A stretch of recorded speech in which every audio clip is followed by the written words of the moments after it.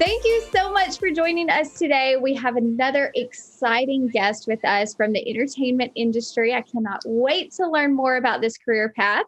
So let's go ahead and get started. Eddy, thank you for being with us. Hello me, hello you, hello everybody. I'm so excited to learn more about what you do. So if you could just take a few minutes and tell us who you are, what you do, and where you're from. So my name is Eddy Jenkins. I come from a small country in the United Kingdom called Wales. And from there, I have now done several different things, but I've ended up working on cruise ships. So what I do is a job called a cruise director, and I work on a cruise ship, and that could be pretty much anywhere in the world. That is amazing. I mean, I've been on a few cruises and it just seems like so much fun to have this career path. So could you tell us a little bit about what your day, I know it's different because now we're, in a pandemic, but when you are a cruise director on a cruise ship, could you tell us a little bit about what your daily activities look like? Well, I'm sure a lot of people that you talk to say that they have no one typical regular day, and that's certainly the case for me. But normally, my day starts about 30 minutes earlier than I would like it to, because I do like to sleep. But I usually have 2 meetings in the morning. And if it's at what we call a day at sea, so sometimes if we're in port, it's a bit quieter because the guests go off the cruise ship and they go and explore wherever you are. It could be Alaska, it could be going to the beach in Jamaica, it could be seeing, some incredible places like the Colosseum in Rome, something like that. So there's all sorts of things that they could be doing. But if it's a sea day, myself and all the crew and all the guests are on the ship, and I have the first couple of meetings in the morning. Then I have to sort out what's going to happen the following day to make sure we're always 1 or 2 days ahead of ourselves. And then I'll go out and spend some time with the guests. And on a sea day, hopefully it's nice and sunny. So I could be doing like a music trivia by the pool. I could be just chatting to the guests, hanging out with them, seeing if they're enjoying it, and planning the big shows for the evening. So we have singing and dancing and comedy, and we also have improv comedy. We also have all sorts of exciting events, usually about 60 to 70 events every day. And I don't do the hard work. My team do the hard work, but I have to make sure that they have all the tools they need to get prepared for a fun day. And then my day, pretty much with 100 emails and lots of meetings and safety and making sure that everybody's safe on board and the crew have got the right training. My day will normally finish at about midnight. So it's kind of a long day at sea, but it's always good fun. Yes. I mean, it sounds like so much fun.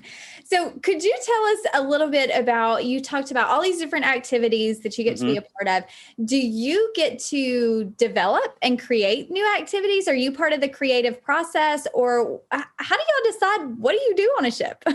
Exactly. Well, there's two parts to it. One, of course, is that if you are a creative person, you can sort of come up with ideas for yourself, things that you want to do, things you want to try. Some things work, some things not so much, but you learn from those mistakes and then you move on and try new things. And then we also have a brilliant team, not only on my ship, but on the other ships. And we'll quite often swap and exchange ideas. And then also we have a team in our home base, which is in Miami in Florida, where they come up with some brilliant ideas and they can give us the tools and the resources we need to try and make sure the guests have a wonderful time while they're on my ship on their cruise.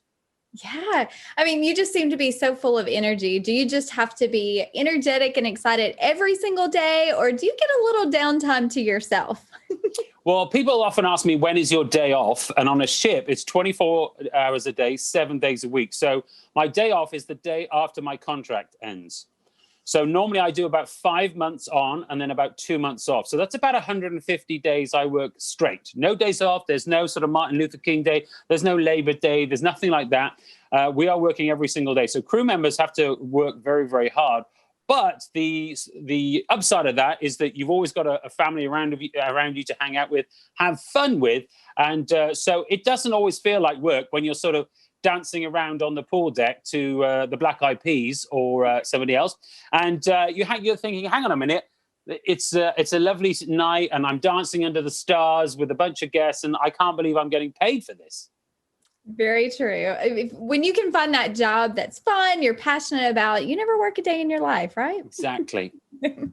So could you tell us a little bit about your professional journey? How did you get to where you are? What does that look like for you?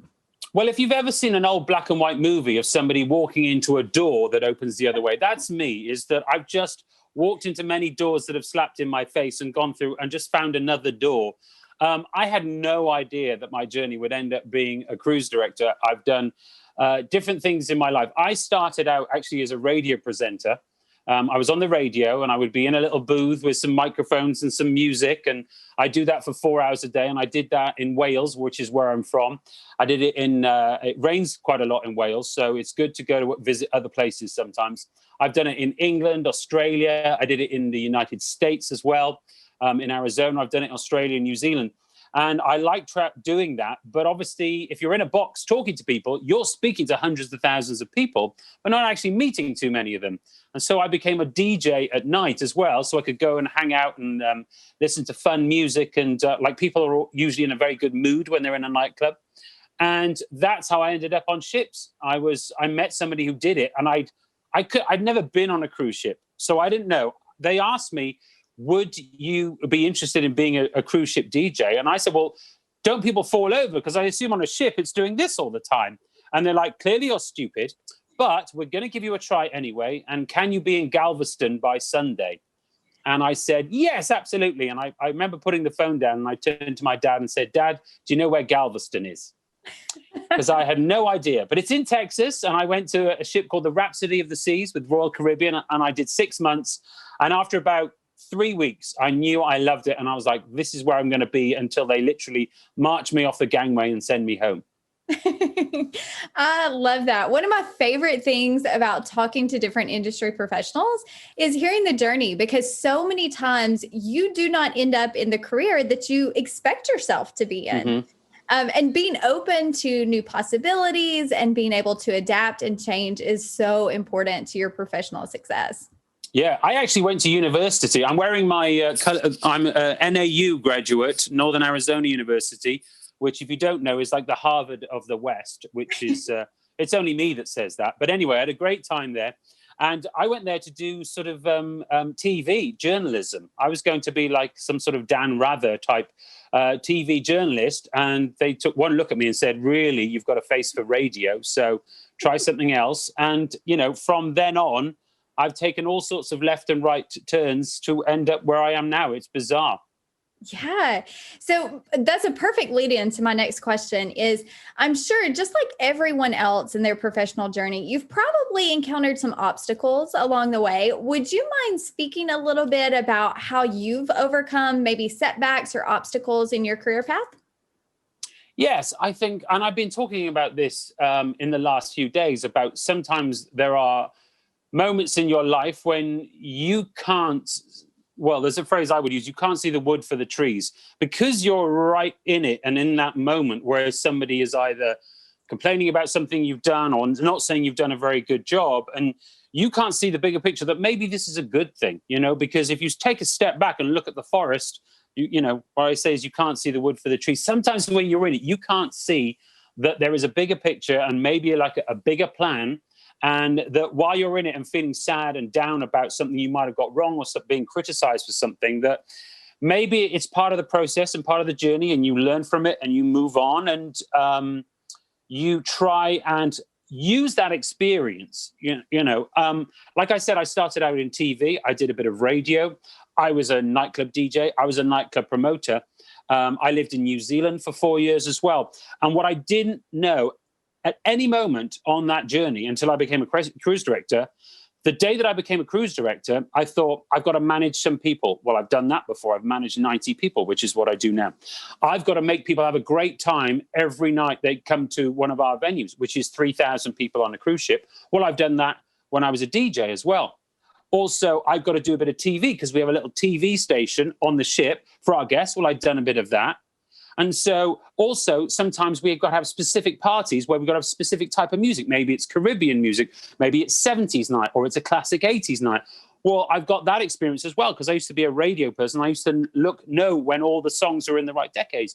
And so where I am now, I'm using everything that I learned before. And sometimes it went really well and sometimes not so well. But everything I'm doing now is 5-10% of things that I've done in the past. That is such a good perspective, because you can look back at your career, no matter who it is, and see that you can take and pull skills and talents from each one of those careers. Even if you hated your job, you can pull something from that job that you can use in your future. So I think that's so important. I'm glad that you pointed that out. That's great. 100%. You can learn from the people that you disagree with, because I think when you have a job or a boss and you get upset with them or you're frustrated with them, and if you can't walk a mile in their shoes, if you can't see things from their point of view, and you really do think they're doing it wrong, well, then that's a learning point as well, because you can say, you know what, if I'm ever in that position, I'm going to make sure I'm not, disrespectful, or I don't talk down to people, or I'm not very inclusive of everybody on my team. You can learn from every one of those opportunities when you're sad and frustrated about work, as many times as you can from a boss that is inspiring you and is inclusive, and it does want you to be the best version of yourself. Yeah. So you mentioned earlier that before you became a cruise ship DJ, you had never been on a cruise. It wasn't something you had thought about. Could you maybe talk a little bit about some careers that you've discovered along the way that you had no idea existed when you were still in high school? Every single one of them.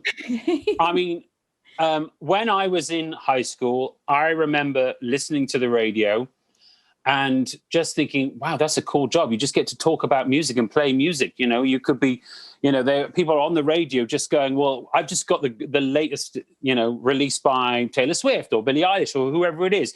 And they get excited about it and they probably get to hear it before anybody else. So I was like, that's such a cool job. And I remember talking in the classroom. I was in an English lesson and I probably should have been paying more attention. But my friend was saying, I know somebody who volunteers at the local radio station. And I was like, well, what qualifications do you need? And they're like, no, they love volunteers because you don't get paid any money. You're literally just kind of like an intern. You're doing it for free. And I was like, well, could I do that? And they were like, I don't know, I'll ask him. And they that's how I got into my radio station.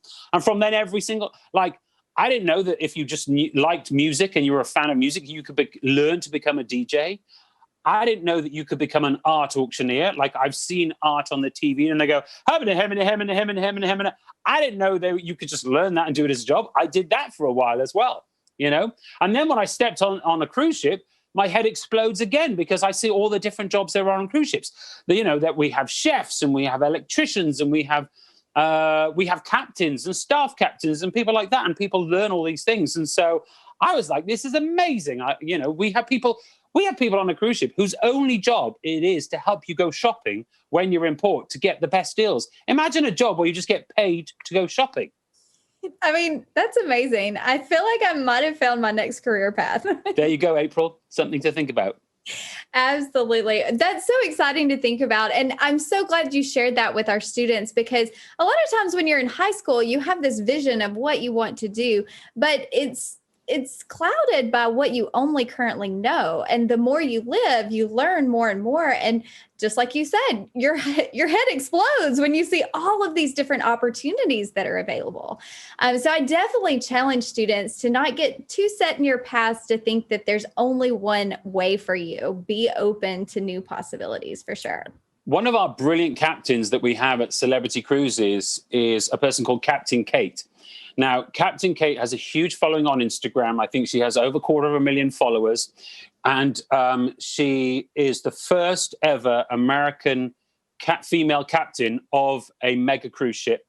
And she comes from Las Vegas. Well, Las Vegas isn't anywhere near the ocean. And yet she went to her parents and said, I want to be in charge of that thing one day. And she is now. And it's incredible. So, anything you see around you, somebody has to do that job, be it the presenter on the TV reading the news, be it every little thing that you use in everyday life. Somebody has designed that. Somebody has created that. And, the car that you go in every single day, like your parents or your family's car, somebody has designed that car. There are people in the world who design cars. There's only about 300 of them, but there are people and somebody has to do that job. Why not you? Why not you? Mm-hmm. Oh, so inspiring. I love that so much. So my next question for you is, what is something that you wish you would have learned at a younger age? I think at a younger age, I would say that's a really good question. Here's my answer. You might not know what you want to do now, but you can sometimes find your way down that path by learning what you don't want to do or discovering what you don't want to do. Somebody gave me that advice when I was sort of trying to figure out my trajectory. And it was a brilliant piece of advice, because ask yourself these questions. Do you want to work in an office all day? Some people do, some people don't. Do you want to work outside? I personally don't really like the cold weather. So I figured pretty quickly, I don't want to be a skiing instructor, okay? Do you want to be a leader of people, or do you prefer to be part of a team and have somebody tell you what to do? Do you want to work nights or weekends, or do you prefer to do a 9 to 5 and then have Friday, Saturday, and Sunday off? Well, you can't work in bars or nightclubs or restaurants, for example, if you don't want to work nights and weekends. So figure out what you don't want to do, and that might sort of nudge you towards what you do want to do. And I think I probably could have done that a little bit earlier on and might have, figured things out a little bit quicker. Yeah, great advice. So my last question, and then I want to open it up to questions from students, but what is some actionable advice that students could do right now, today, while they're still in high school, that would help prepare them for their future? Maybe in entertainment or really anything. If they know what they want to do, I would say they need to do anything they can to try and get experience in that. Maybe, if they want to work in the food industry, then they need to, spend some time looking at the food industry and watch food channels and learn stuff and just immerse yourself, listen to podcasts or something like that. Don't think it's something that's going to fall in your lap. You need to go out and get it. You can't just expect, some people say the world doesn't owe you a living, right? So if you want something, you need to do your part. If you were to, in 10 years' time, turn around and say, I've always wanted to be a firefighter, and it's the only thing I ever wanted to do, and then people might say to you, okay, so what have you done to realize that dream? Because if it's the only thing you've ever wanted to do, what are you doing tonight? What are you doing tomorrow? What are you doing next week?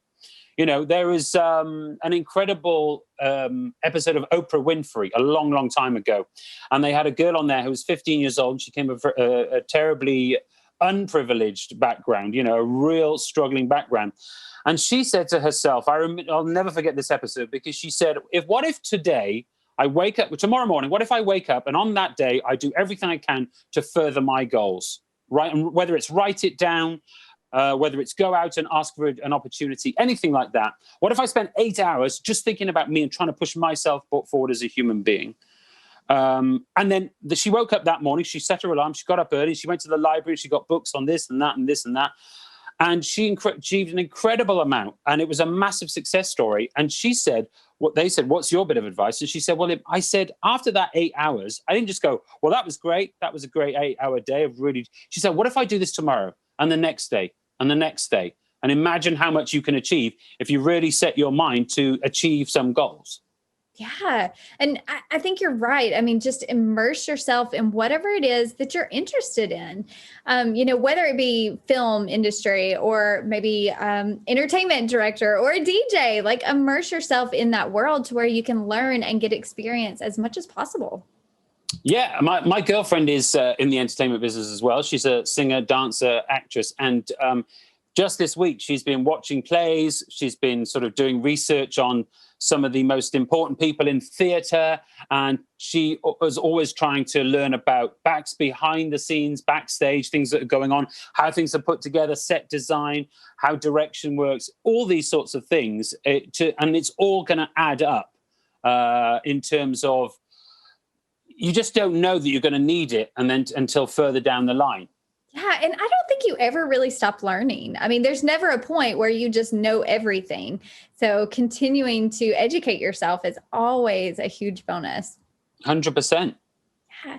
So we do have a couple of questions from students. The first question, I love this. This is great. Is it possible to get a job on a cruise ship right out of high school? Yes, it is. You basically take a medical to make sure that you are okay to be at sea, because you have to perform certain safety procedures. Safety is a priority aboard the cruise ships at Celebrity Cruises. And so you have to be able to understand what a fire extinguisher is, and if you ever need to use it, how you're going to use it. So a medical, and then the training, which they give you all that training. But once you pass your medical, you decide what you want to do. I mean, there are all sorts of jobs on board. I've mentioned a few of them, like being the captain or the staff captain, or you could be the ship's DJ, or you could be one of the chefs on board or a bartender. There are people who are just in charge of the shore excursions. For example, every day we're in port, we have to sort of tell people where to go and how to go and visit caves or go and do some whale watching. We have an entire team. So there are all sorts of jobs that you can do on a cruise ship. I have an entire team of singers and dancers and people that just lead the fun activities. They're called the activities team. So if you think you're very outgoing and personable and like hanging out with people and like creating fun, you should apply to Celebrity Cruises to be an activities host. Yeah. And so is there any, well, I guess you kind of answered the question. That doesn't really require going to college, right? You can just apply and get experience and get better and better. Exactly. Yes. I mean, there is no reason why you couldn't join the ship, pass the medical, do the training when you get on board, see if you like ship life, seeing if you like traveling around the world, become an activities host, an activities manager. And then, a few years' time, you take my job and then I can go and sit on an island somewhere under a palm tree and sip a nice cool beverage. That sounds wonderful, actually. It does. Yes. So the next question that a student has submitted is, does the crew get any downtime while they're working on a cruise? So, yes. I mean, it is it's a very tough job. It's hard work, and you do have to be there sort of every day. But you do get downtime. And the thing is, there is no such thing as like a public holiday or there's no such thing as a Saturday night, for example, where you're not at work and you're just chilling and right. There's no such thing because every day is a busy day on a cruise ship. But the reverse of that is, in a way, any night can be a Saturday night. So when you think about, I'm going to save myself for the weekend and go out and have fun with my friends, well, we know that on a 7-day-a-week business, we need to have fun things pretty much every night for the crew to do. Because if it wasn't fun, crew members wouldn't want to spend 5-6 months away from their friends and family, So we make sure that we have tours. So wherever we are in the world, we're going to organize a tour, and then the crew members get a bit of time off, and then they can go and visit whatever it might be. They might go and visit Pompeii, and where the volcano hit thousands of years ago. So, or they might want to go dog sledding with the huskies, So, and then at nighttime we might have parties. We have any excuse for a party. So it could be a Valentine's Day party. It could be an Independence Day party. We're like, tonight we're going to celebrate Dominican Republic Independence Day. Yay! There's only 4 crew members from the Dominican Republic, but we're going to because they're our family on board. They become your family. I mean, there are people I've met on cruise ships I've only known for 3 months that know me better than my family, who I've known all my life. You become fast friends, and then you always have, wherever you are in the world, you always got somebody to go and stay with and hang out with. I mean, I've been to 96 countries. Wow. That was my next question. It sounds like you really get to visit and see the world. That is amazing. You really do. I've been to all 7 continents, I think, and I've been to the Arctic Circle. I've been to the Antarctic. I've been to Alaska many times. I've been to pretty much every island in the Caribbean. I have taken on my time off because I get 2 months off. I've done road trips across America where I started in San Diego and driven all the way to Miami via South Dakota and via Graceland and via Nashville. Been to all sorts of incredible places. Yeah, it sounds so awesome. So the last question I have for you is, what is the most popular type of entertainment on a cruise ship? What do the guests seem to love the most, I guess would be a better way to put that. Well, I mean, it depends on the cruise ship, but on my cruise ship, I tend to get guests that like to be they like to be entertained, and they like to be informed as well. So on a typical day on a cruise ship, we will welcome guest speakers from around the world. So we might have people who have been astronauts. We might have people who are experts, for example, in the NFL, or they have been a photographer of the stars, and they tell you stories about what happens when the cameras go off and what some of the real famous people are like. So they like to be informed, but they also like to be entertained as well. So we have these sort of Broadway style shows on board. We also have comedians on board. We have live bands on board, live music. So Our guests want all sorts of things, but they usually want something that's a little bit familiar, and they want something they've never seen before. So they get very excited about trying new things, whether it might be trying an art class, trying to be the next Picasso. But they also want to sit there and laugh at somebody, who's quite amusing. Not usually me, unfortunately, but people who are more amusing than me. Well, thank you so much for spending time with us today. I've loved hanging out with you and chatting. Is there anything you want to add, or maybe last advice you want to leave with students before we go? I would say karma. Karma, I don't believe is something floating around in the air, or it's some sort of cult that you have to be indoctrinated into. One of the reasons I met my girlfriend is because that she is all about karma. Whenever she goes into a room, whenever she leaves that room, people are always positive about what she has left behind. She always takes an extra moment. So if we go and get a coffee, she will say, "How are you today?" Like everybody says, right? But then she'll be like, "Okay." And then she'll listen to the answer and be like, "Oh, really? You're having a good day? What is particularly good about today for you?" And they'll stop immediately, because nobody ever gets past that sort of first thing. And so she's always super sort of positive to be around. And she puts lots of good out into the world. And you can't always see it coming back straight away. You might not always understand it, but eventually it comes around. Karma is the idea of being a positive. I always call it a circle up or a circle down person. Are you a positive person? Do you encourage your friends, or do you sort of try and sort of undercut them? And, are you a very positive person, and are you good to people? Do you do good things? Do you try and be the best person you can be every day? Or are you kind of lazy and feel like, I'm just not going to, I could spend an extra few moments making that person feel good or doing a good deed for them, or I could just not bother.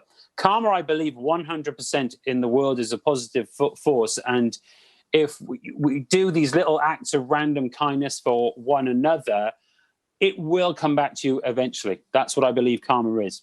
I love that. So you can never have enough positivity in the world. Mm-hmm. So true. Well, Eddy, thank you so much. Thank you to all of our viewers. Be sure and check back every week. We have a new industry professional that you can gain valuable advice and insight into their different careers, and we will see you soon.